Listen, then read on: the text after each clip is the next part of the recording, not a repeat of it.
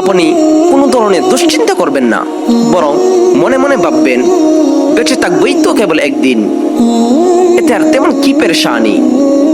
তাই পবিত্র হাদিসে বর্ণিত হয়েছে, রাসূল আকরাম সাল্লাল্লাহু আলাইহি ওয়াসাল্লাম বলেন, যখন তোমরা সকাল করো তখন সন্ধ্যার অপেক্ষা করিও না, আর যখন তোমরা সন্ধ্যা করো তখন তোমরা সকালের অপেক্ষা করিও না।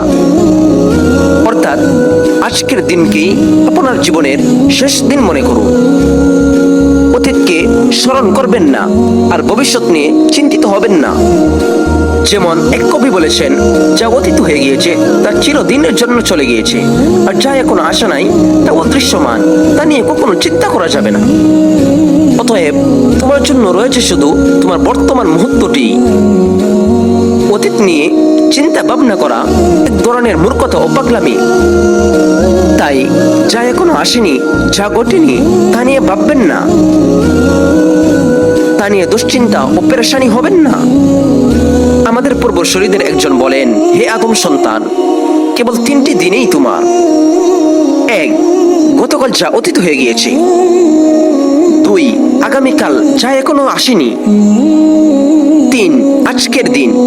অতএব এ দিনে তোমার আল্লাহকে ভয় করা উচিত।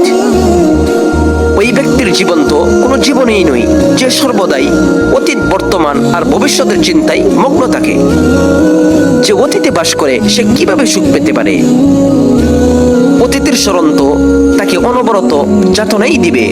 তার দুশ্চিন্তা ও পেরেশানি তার কোনো উপকার করবে না। এক হাদিসের মর্মার্থ হলো, তোমাদের আশা আকাঙ্ক্ষা অল্প হওয়া উচিত। মৃত্যুকে বেশি বেশি স্মরণ করো এবং নেক আমল করতে থাকো। অতএব আপনার আমল, কাজকর্ম ও প্রোগ্রাম আজকের দিনকে উদ্দেশ্য করে করুন। আজকেই আপনার আখলাক ঠিক করুন। সুস্বাস্থ্যের প্রতি যত্নবান হন। অন্যের সঙ্গে আচরণ সুন্দর করবেন।